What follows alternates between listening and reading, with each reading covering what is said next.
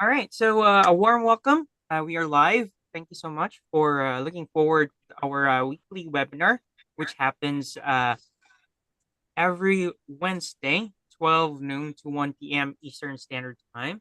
And here in this Let Us Talk webinars, we share the value of experience rather than information because information is everywhere with the use of the internet. But definitely, if we listen or hear it from our seasoned professionals that we ask us to be a guest speaker in this like Zippiners, it will have much more value because we each of us has different perspectives and takes on those field of expertise. So, for the record, this initiative is made possible by Cogent Integrated Business Solutions. They're an IT company based in Detroit, Michigan, and they wanted to give back to the community, and this is in a form of free knowledge sharing. So, anyone that is available during this hour, please join in Zoom, and also you can join us in our YouTube live broadcast. All right. And in case you missed this, you can check the recorded session later. So my name is Phil, and I will introduce to you the first topic for today. And we have the first topic is networking important for business? Yes, we know networking. It's just expanding your friends list, but let's explore the different benefits of networking. So it is like in the workplace benefits, everybody is involved in terms of networking, and it is important because it helps build professional relationships, open doors to new opportunities, and facilitates the exchange of ideas and best practices, and also aids in career development, personal growth, and business success. To give us her experience about this topic and her her take, we have Titana Jain, a chief architect of the firm Drumataru Consultants, based at Hyderabad, having a presence of almost 2 decades in the market. And she's an architect which is involved in the conceptualization of the entire project and known for her sustainable design concepts and in time completion of the projects to the satisfaction of her clients, and also owns another vertical of the company, CEMQC Labs Private Limited, which is a complete lab facility to carry out civil, electrical, and mechanical tests as required by the construction industry. And without further ado, we have here Titana Jain with us to speak with the topic. Please take over. Yeah. So, hi everyone. Thank you for having me here, Phil. Absolute pleasure. So, this is one important topic that we have every time, and it's been discussed over and over again, which is networking really important for business? I think, yes, networking is really, really important because, today we say network is network. So, what kind of network you have? It's not about the money or it's not about, kind of how you do business, but it's how you're connecting with people across the globe. That's evolving, and how you're able to open up new opportunities and avenues for business. That has become the prime crux for today's world. So for me, if at all you ask me why networking is very important, so somebody like me who comes from a service industry, we are not allowed to advertise our work, we're not allowed to advertise our business. Then how is it that it helps to grow my business? That is by networking with people. And there is a long misconception with people who think that networking means, it will gratify and give them some immediate business. No, it's not like that, because networking is a long process. It's not just, at the first instant you're going to start off and you'll gel like a house on fire. You need to work on it. You need to invest time on it, because investing time will better your relationships with people, and that is how you will start networking. You'll start knowing people. And first biggest advantage I have seen, when first I will share my own experience. I'm one person, I'm very nice and cordial, and I can talk to anybody. But when I enter a room of strangers, whom I really do not know for the first time, I keep to myself for a while before I start interacting with people, because I have my own doubts, whether I should go, whether I should talk to them, whether I should say hi to them. But then when you start learning to do this, Somebody like us, we try and understand how to start talking to people, how to set the context, and then you also start getting to learn different perceptions and perspectives which people have. So not necessary that every time you discuss business in a networking meet or a place where you're networking, you can discuss diverse topics. And when you start doing this, it finally converges into business. Most often than not, this is what happens when you start networking.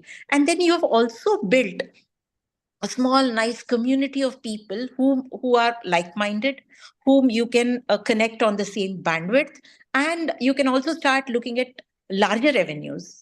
Another advantage of networking is you a lot of collaborations keep happening during networking, because you understand that somewhere, your strength could be somebody else's weakness, and somebody else's strength might be your weakness. And when two of such people come together, we can leverage each other's strengths and weaknesses, and that is one of the biggest advantage of having networking around us. Now another thing is, some people ask, what is the big fun in going and networking with people? It's a waste of time. No, instead of saying spending time in networking, let's start talking about investing time in networking. Why are today so many organizations like BNI and other business organizations flourishing? Because this is where you find a pool of talent, a pool of human talent, pool of business talent coming together on one platform, wherein you can also go and become a part of the ecosystem.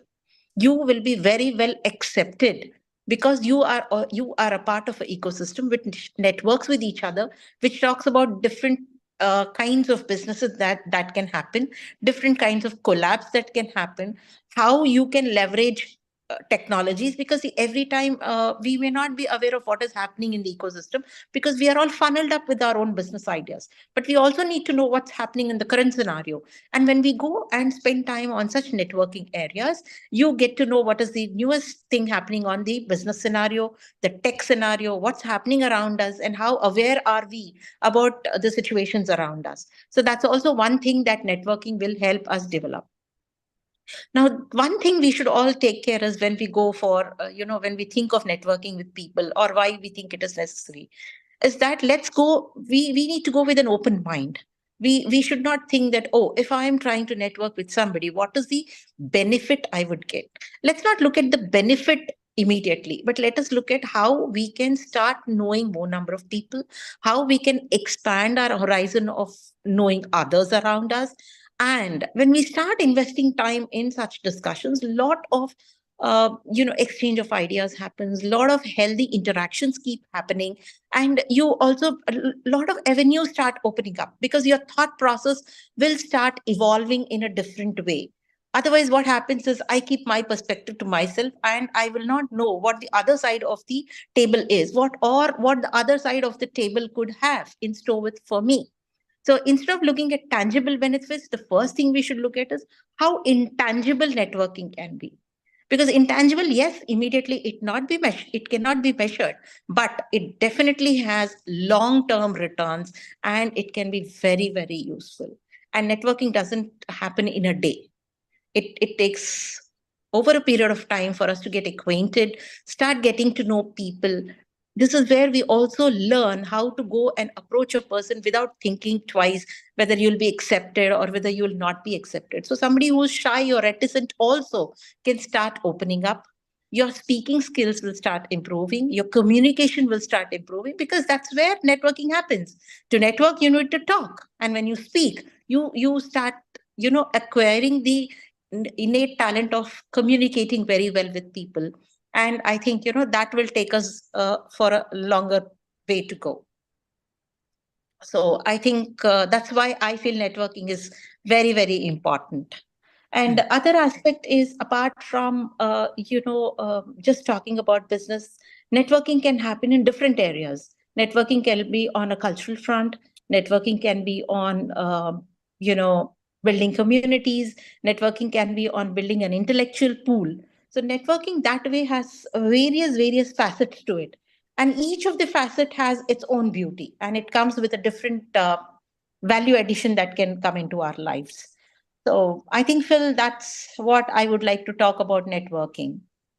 All right, thank you. And in your area of work, like your business, like has there been an experience of yours wherein one of your businesses flourished because of a good networking? And have you experienced bad network as well? Yes. See, most as I initially mentioned that as an architect we do not advertise, and we are not allowed to advertise. So how is it that I get business? It is because of the networking, and my business flourishes by word of mouth. And see, if I've done a very good project for somebody, that's when I am recommended to somebody else.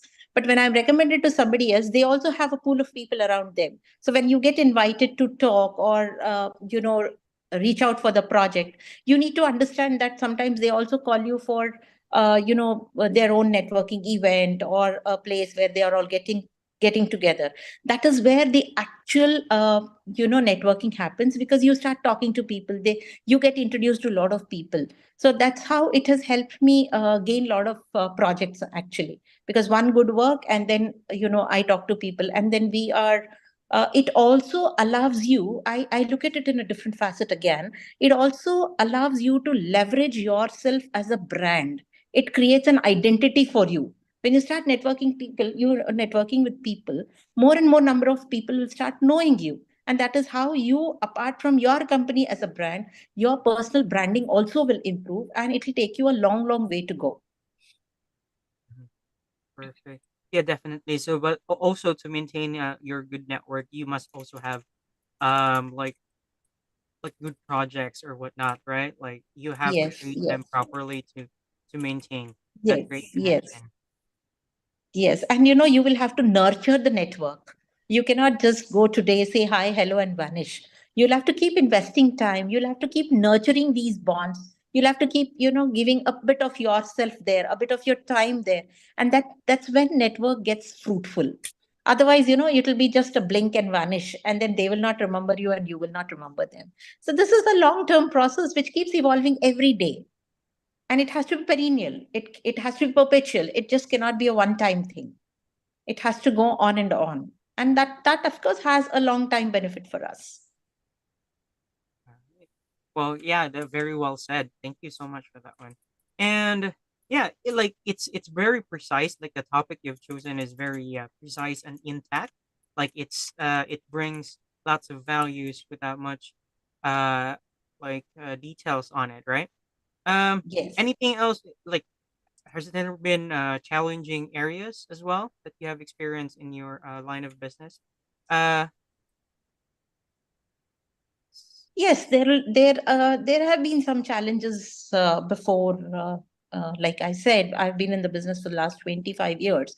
So there have been challenges when first thing is, I'll tell you, as a woman, when I started business, yes, it was maybe a new thing to see women in this area, and people were mhm, like, "Why? What is a woman doing here?" But then, over a period of time, it got in. My clients understood that yes, man or a woman, the work that they deliver is very important, and it is not about the gender.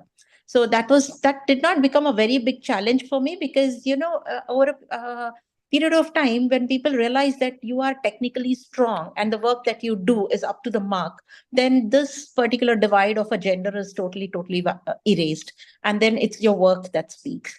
And the other challenge which I always had is, see, what happens is, ours is a profession where you are more dependent on the client's time, and especially because I do a lot of government projects, it happens that your meeting can be at odd hours. It can be as early as 6 a.m. in the morning, or it might entail long distance of travel because you'll have to go to sites. But then the satisfaction it gives you at the end of the day, I think, is, I mean, immense. Or, I mean, it's every time I start a project, even today, I am as excited as I did my first project. So I think, these challenges can be overcome. And sometimes you might feel that you are the only woman in the room who's speaking. But then, it also gives you a lot of confidence. It tells you, yes, I am the boss here and I know what I am here to do. So I think, being in such a profession has its own perks, and I love doing my work. So yeah, challenges, I don't look at them as challenges. I look at them as an opportunity to better myself every time. perfect, definitely. So yes, and Any final remarks before we end your topic, or anything that you'd like to promote? Uh, Not exactly, but I would like to just, share one thing with everybody here, that it's always good to network. But even when you network, just a word of caution, you should know where to draw the line. Just in the name of networking, do not, cross that fine line. You should know where to draw the line for yourself. Please understand where it is, how it is to network, with whom you need to network, and how to network.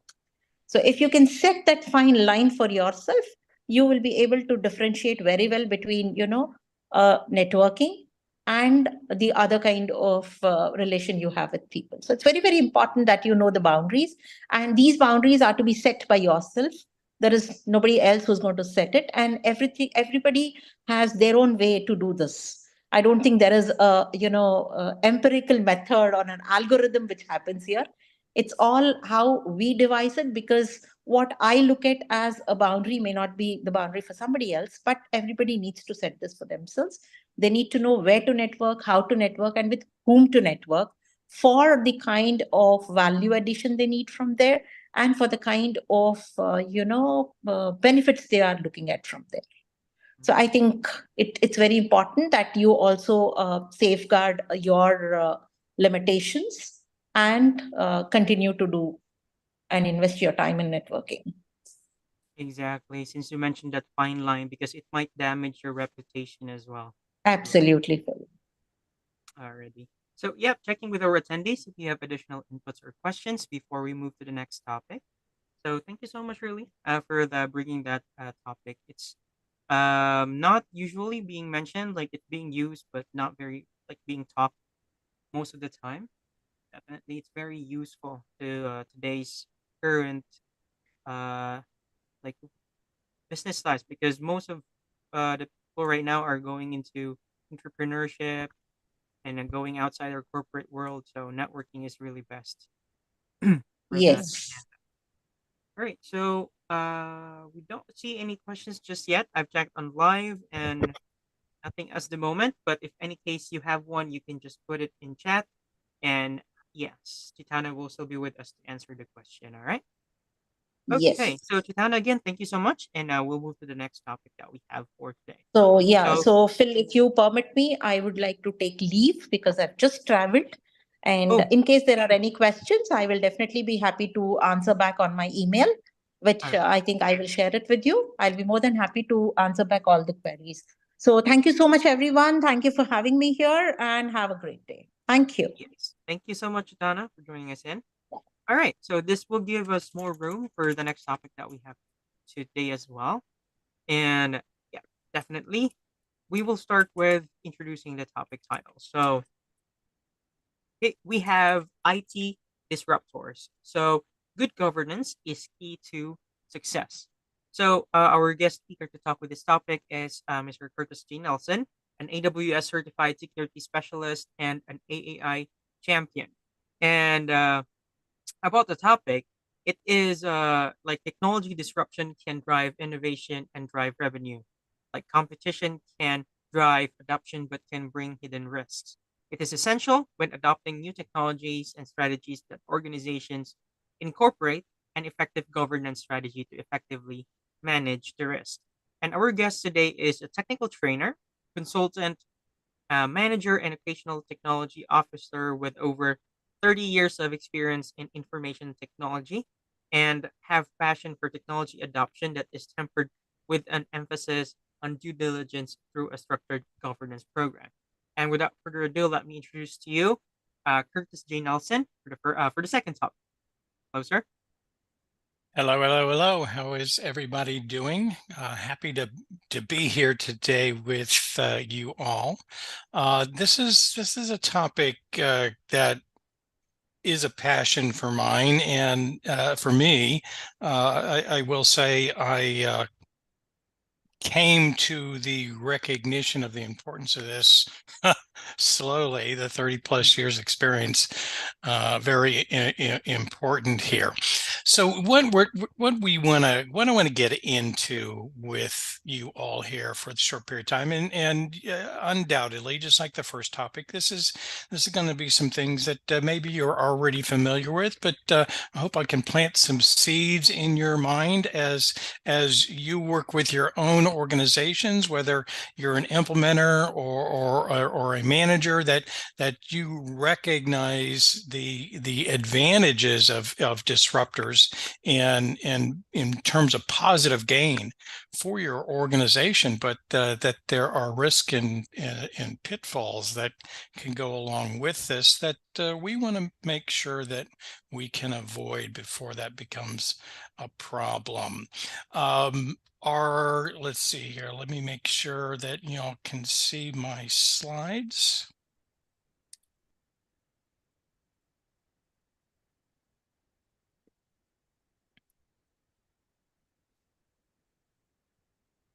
Phil, is that visible to everybody? Yes, it is now. Okay, perfect.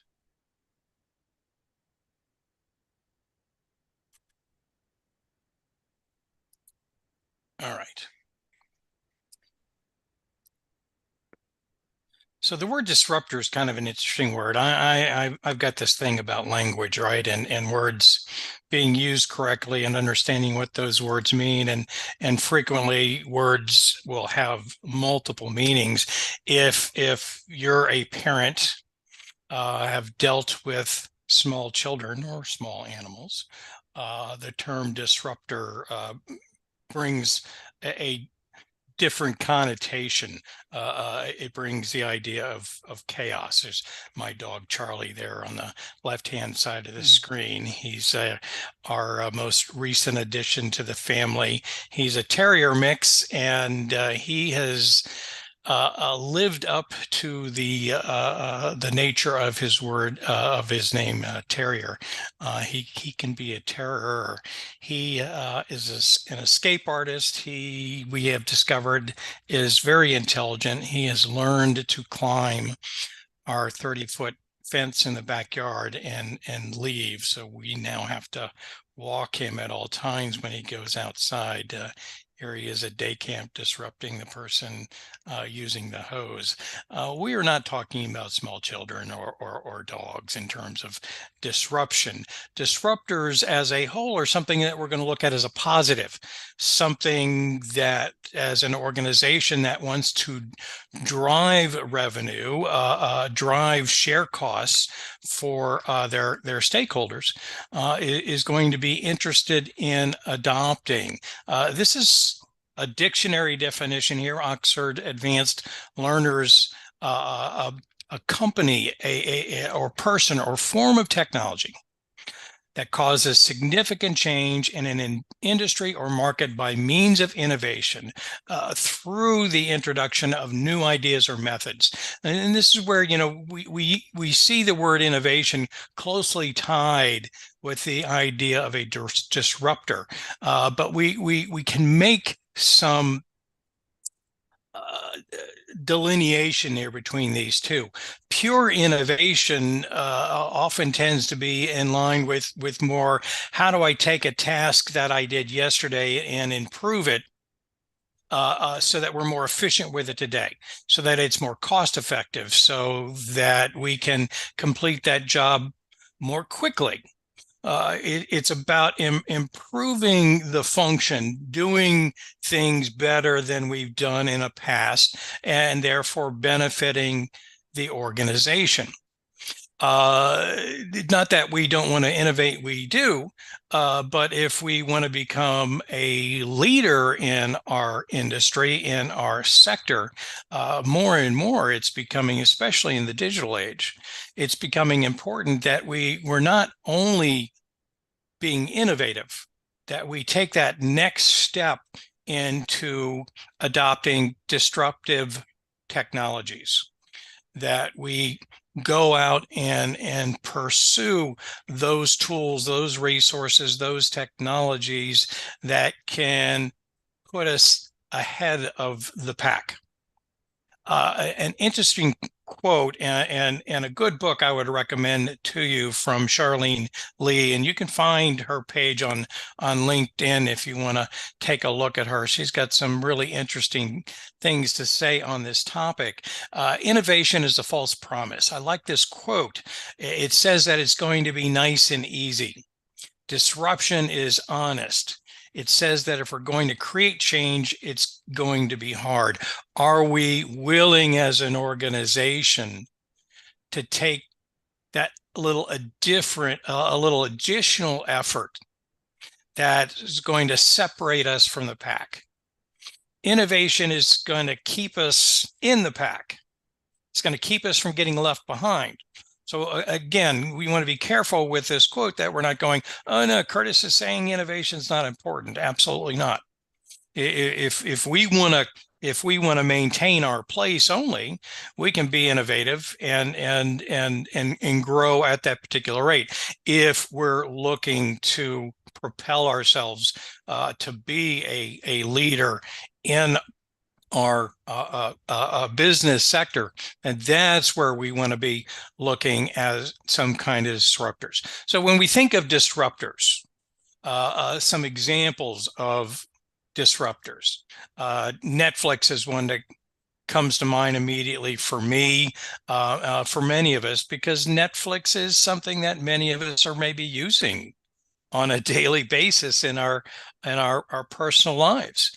My children were born in the early 90s, and we spent many a weekend in Blockbuster looking for a DVD to bring back to have family movie night. And then all of a sudden along comes this company, Netflix. And it's kind of a crazy idea, right? Hey, they're going to mail us a DVD, and when you're done with one, you send it back, and they send you a new one.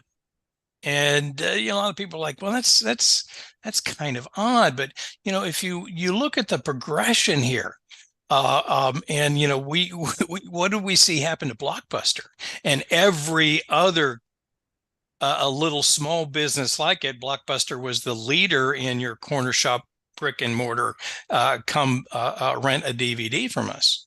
They're gone. I think there's one left in the world. But as a leader in the industry, they were evaluated in 1994 at 8.4 billion. They're gone. You look at what Netflix has been able to do from simply a little thing in an envelope sent to you in your mail, to streaming content, to, I mean, they're winning awards in television, in movies. They've completely changed the way we watch television, right? You think of other disruptors that, again, are probably impacting your lives when you stop and think about it. Uber. Who doesn't now take an Uber, right? My children, I'm so grateful again as they became adult age and had the ability to go out and perhaps drink alcohol.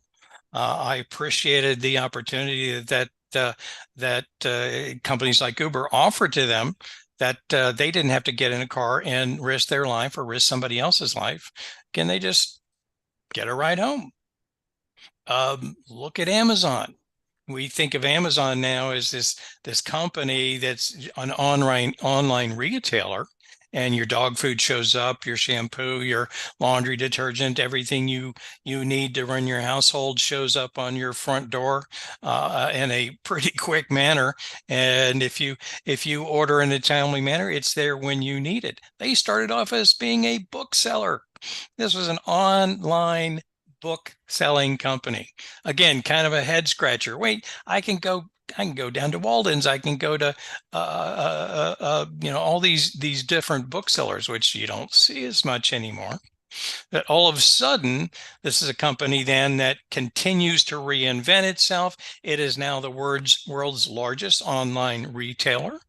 They introduced in 2006 AWS, Amazon web services, took advantage of data centers stored around the world with servers that anyone can access and have a place to put their stuff, run their IT. As long as you've got internet access, they are the leader in cloud. They've got the largest market share at 34% as of 2003. Uber redefining ride sharing. The list goes on, but now we have an understanding here what we mean by disruptive technologies, a change that totally introduces a dynamic in how we operate our business. So when we look at today's top disruptive technologies that any organization may be looking at, this could be a number of things, and this is certainly not an all-inclusive list, but certainly things that, again, you may be adopting a little of this at home. Certainly IoT, if you've got a Ring doorbell, if you've got an Alexa, that's an IoT device. Internet of Things, the connection of these various physical objects, again, leveraging the internet as that common central core, this common green space that the internet has evolved from in the late 90s to, well, of course we're connected to the internet, and I don't have to have stacks of albums anymore to play my favorite music. I can go online and download anything I want to hear, any movie that I want to see.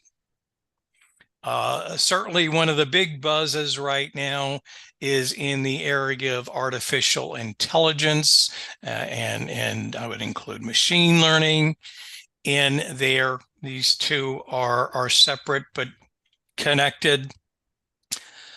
Machine learning involving ways that we can programmatically teach computers to pull information from sets of data and use that information then to apply to a task. Healthcare, for example. And again, the cautionary tale here. Oh gosh. United Healthcare is got a class action suit right now over their AI use in terms of this artificial intelligence mechanism and the decision of whether to approve a medical, whether or not United Healthcare is going to pay for or not pay for. And the accusation here is that the error rate at 90% is the accusation is excessive. So there's a cost reward here that we want to be careful with as we adopt these new technologies. The big fear with AIs, of course, is will AI replace the human being? And again, I think we want to be careful that we don't take that too far. The other big one I included here being the cloud. The cloud being an area that I've worked quite a bit in the last 5 years. I've been a technical trainer for about 30 years. I've been a Microsoft trainer. I've been a Cisco trainer. I've been an ISC squared trainer. I've been a CompTIA trainer. I've done training for Department of Defense. So just what I've been doing a whole lot of lately has been AWS training and cloud training in general. And so I've seen these technologies, and the danger here is we get excited about these new technologies. Oh, shiny, this is neat. Let's adopt this because it's going to be beneficial to us. Again, the caution that I would bring is that we do our due diligence, that we investigate how these technologies would benefit as an organization, and we'll get to that that word governance. What the heck does that mean? Why do we need a governance function in place? What does that really mean? What does that do for us? In other words, don't just go out and invest that money. Late 90s, Microsoft was a little slow in rolling out the next edition of Windows NT. Many of you probably won't get the joke behind this, but I was getting a little impatient. They had a new product out called Windows ME, Windows Millennial Edition. And much to my chagrin, I purchased it without investigating, thinking I would get some insights into new technologies. And of course, Windows ME, if you know anything about it, is notorious for being just a piece of garbage that they threw out there to appease idiots like me at the time who just couldn't resist the shiny. And I wasted my money. We want to be careful that we don't just leap in without our eyes wide open. The benefit is going to be worth it with many of these disruptive technologies, but there's a risk that we take a step forward and take two steps back if we're not properly prepared when we make that venture. This is an interesting study from a few years ago that I saw that kind of illustrates the concern here. Are we ready for this change? This was a survey of nearly 700 risk management executives in the banking, insurance, and capital markets sectors globally. And over on the right-hand side here, you can see this is the percentage of risk managers who are fully capable of addressing the risks associated with the adoption of new technologies. In other words, admitting that, hey, yeah, I know what that is, and I think we're ready to bring this in. Look at these numbers for the cloud, 43%. Less than, all of these are less than 50%. You look at things like big data at 18%, AI at 11%. ML at 9%, IoT at 6%. And then you got quantum and blockchain down there at 5%, basically admitting, I'm not even sure what that is. Are we sure that we want to jump into this? And so again, this should not deter your organization from adopting and reinventing themselves, taking advantage of these new technologies. But often with these new technologies, vendors will show you the shiny and are less inclined, at least initially, in presenting you with the risk. What's the be aware of element with this? And there's always a be aware of element when we're making any kind of organizational change. And so as we introduce new technologies, whether it's simply just a new version of software or something dramatic where we're bringing in brand new areas of technology, we need to be prepared in terms of understanding what the risk is. Do we have the necessary governance in place? So let's get into what we mean by governance and risk and compliance, or the concept of GRC. Governance can be stated, and there's a common misconception in IT that governance is just a fancy word for management. The terms are related, but they are not the same thing. If I were to ask you, and this is not a question I'm looking for an answer on, I kind of know the answer to this. Have you ever worked for a bad manager? I'm pretty sure most of you would go, oh yeah, I remember that one. Management is done by human beings. Human beings are prone to mistakes, are prone to prejudice, are prone to thinking in terms of their own best interests, sometimes not the organization's. And so governance provides a structure, a context in which that management function works, so that we're seeing an element of due care, due diligence, that management function is aligned with organizational goals and expectations, goals and objectives. Governance is the process of ensuring that all organization activities align. Larger the company, the more challenging this becomes to support and advance overall goals and objectives. Risk management, the R in GRC, that one's a little bit more intuitive, right? We understand the concept of risk. Risk is the the potential when I get in my car this morning and drive to work, or I get that cab or that Uber or get on the bus, that something bad's going to happen. Now, if we get overly obsessed with the risk, we never leave our house. And we have everything delivered, and we never leave, and we peek through the curtains, and life's no fun like that. We can't become that person. But we do need to identify risk and manage it at a level that's acceptable to us. We can't eliminate risk, but we can mitigate it. We can transfer it. Insurance, for example. Identification, assessing, controlling threats and risks to the organizations. And finally, compliance.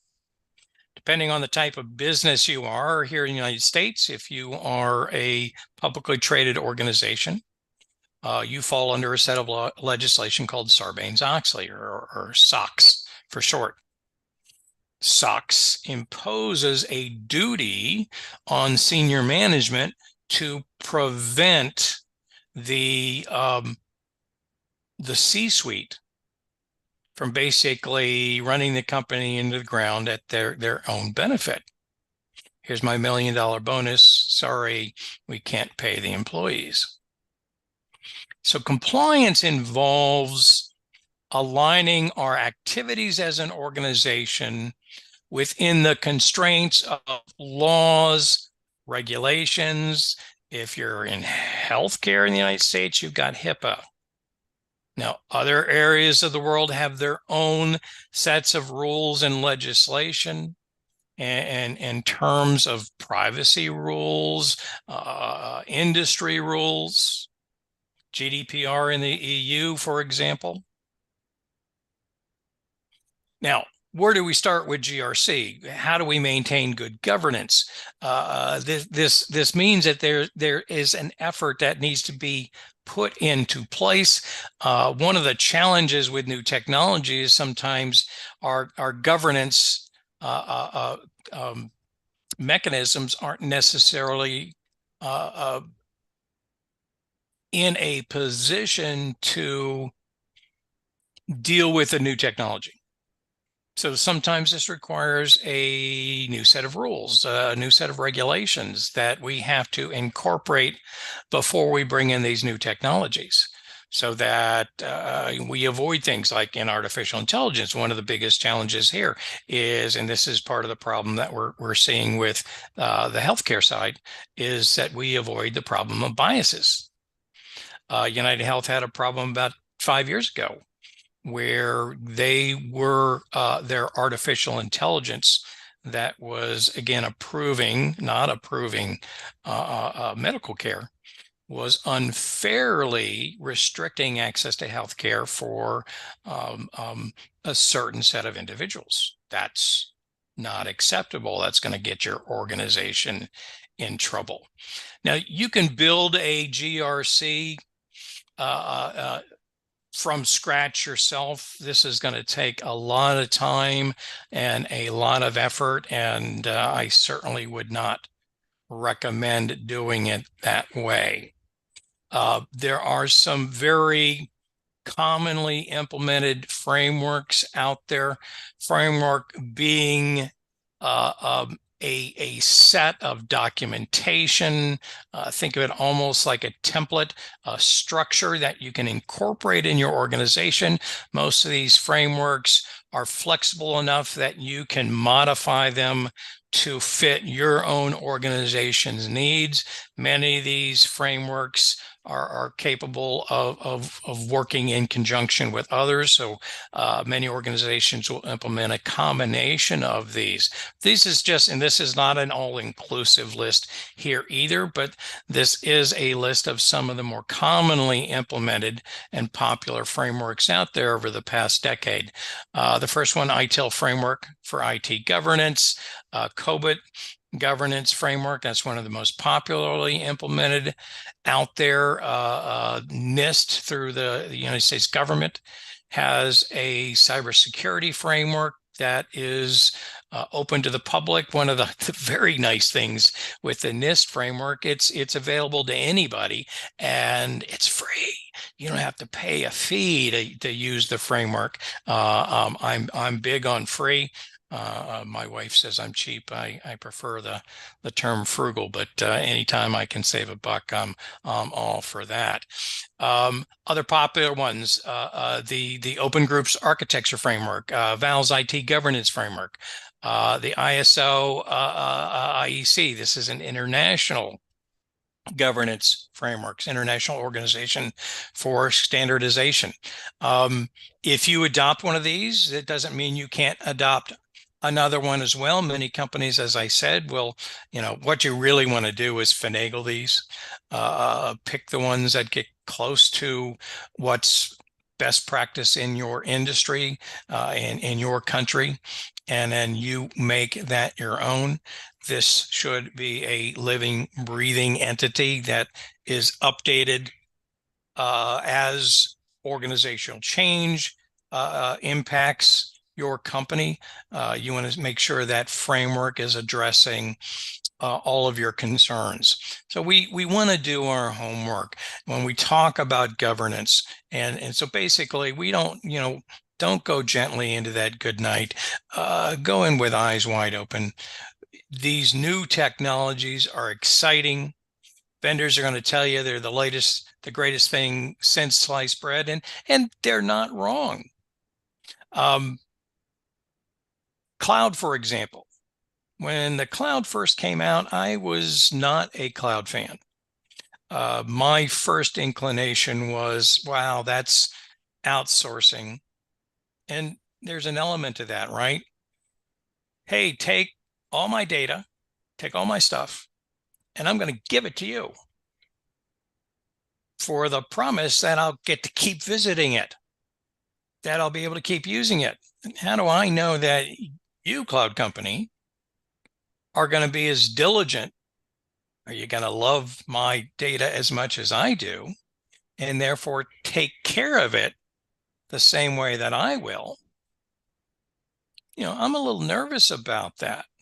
So I was not an early adopter there. And, that's nothing wrong with that. Any of these new technologies, we want to be a little cautious. We want to be a little careful. At the end of the day, when we do our homework, and I'm a huge cloud advocate now because I am convinced after multiple years of studying and investigating it, that look, there's a benefit. There's some benefit of making that decision to move at least part of your resources or all of your resources into the cloud. Cost benefit in terms of innovation. There's plenty of good cloud providers out there. Obviously, I work mostly with AWS on the cloud side. But there's plenty other good providers out there. Do your diligence, do your homework. The same thing applies with things like blockchain, artificial intelligence, Internet of Things. Will these things separate us? As an organization, it's not enough to just be innovative anymore. We have to take that risk adopt new technologies as they come out, take advantage of those, so that we're leaders of the pack and not just sitting in the pack. So that's my 2 cents, my up on a soapbox. Use a little caution, do your homework. Happy to answer any questions you might have. I think we've got some time. Yes, definitely. We got some few minutes to take in inputs or questions. Feel free to raise your hand or just put it in chat. So check in YouTube live right now. We don't have any questions as of the moment. And Guess I can so open it. with your expertise, Yeah. Mr. Nelson, like, has there been a pivotal moment or a turning point in your career? Oh, I think there's probably been a couple, really. You know, when I first got into IT, everything was done in a little room somewhere with the air conditioning turned way down low, and you had to keep a jacket in there, and everything in IT was our responsibility, and we were definitely a cost center.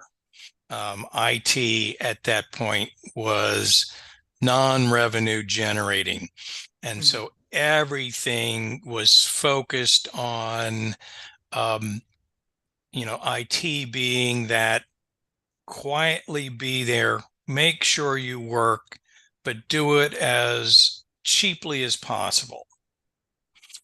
And then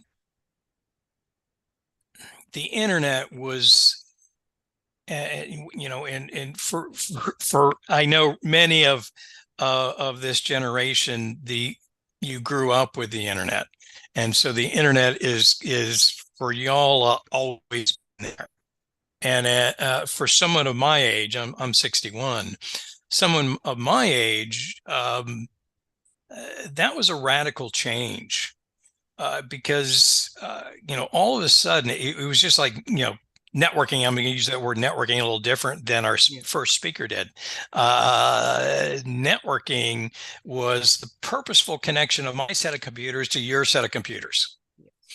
And if you weren't geographically close to me, I couldn't run a cable far enough to connect to you, then I would have to go through a telecommunications company and create some kind of leased line system to connect my business to your business. And all of a sudden the internet comes out and basically offers this public green space. This, if everyone connects to the internet, then everyone can connect to each other. And it was a profound concept in the 90s that we take for granted now because of just everything that we have in terms of this computer that we can carry around in our pocket. And I can reach any of my resources at any time, go to any entertainment that I want at any time.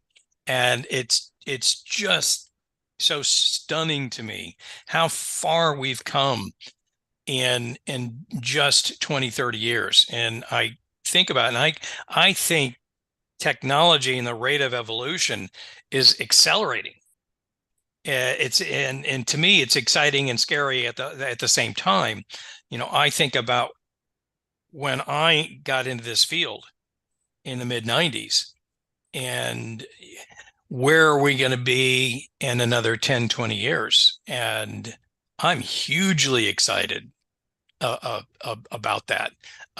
We're going to live so differently than even we are now. And so I think it's very cool. I'm a geek on this stuff. I've just learned to be a bit of a cautious geek through making mistakes along the line. That's the beauty of being human beings. We learn from our mistakes and hopefully remember not to make those again. as we move forward. So, in terms of my own personal disruptors, in terms of my career, I think the internet's probably one of the biggest. The second one I would definitely say has been the cloud for me. I think the next one's going to be artificial intelligence.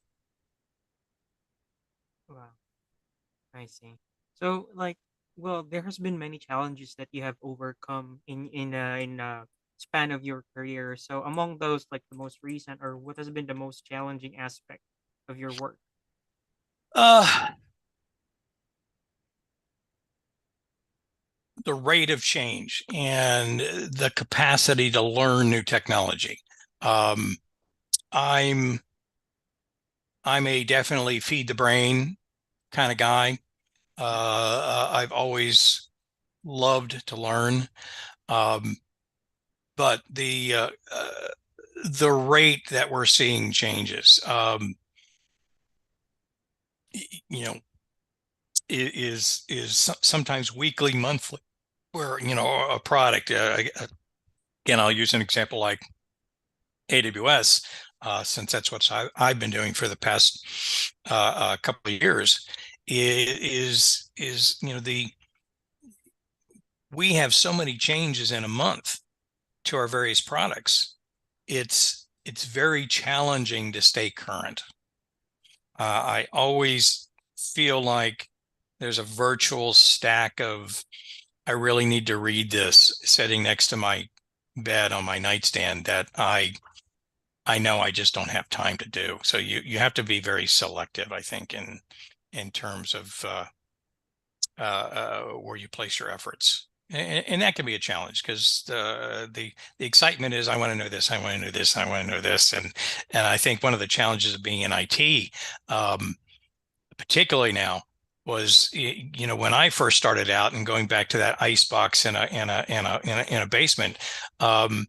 You could be a jack of all trades. You could run the IT department for a business, by yourself or with just a couple of people. Now it's become so specialized that it's very rare to find that individual that knows all of it. And so it takes more, it requires a more team oriented approach. One of the great things though is it's gone from a niche industry to a more commonly accepted industry. In other words, it's no longer the the dudes with the pencil protector, in their pocket. It's men and women, and thank goodness that we have seen uh, such an increase in women coming into this field. Uh, and a lot of companies have recognized that they have been disproportionate, um, often through no fault of their own. It traditionally was a male centric department, and now I'm seeing that evening out, which I think is a wonderful thing. And not only diversity in terms of gender, but diversity in terms of ethnicity as well has been a wonderful thing. Big proponent of that. Definitely well said. And thank you so much for that. And yes, you have mentioned that you are currently open for work opportunities. So yes, definitely. And we wanted so there are folks who will be or who are listening live or will be watching this video later. You could help us send a word of mouth, and then we want to know what services you offer. Yeah, just to promote. Well, the thing that I've done the most over the years certainly is as a technical trainer. I've also got management experience. I love teaching. It's nothing better than getting in with a group of individuals who are interested in the topic and are hungry for learning and just have that 3-day, 5-day interaction. But I also believe that my 30 plus years experience has brought me a wealth of knowledge that could be applicable in a management situation and a board advisory type of situation. So as I get a little older, I'm looking to maybe reinvent myself a little bit and get a little bit more involved on the management consulting side of things. So I'm certainly open and interested to new opportunities there.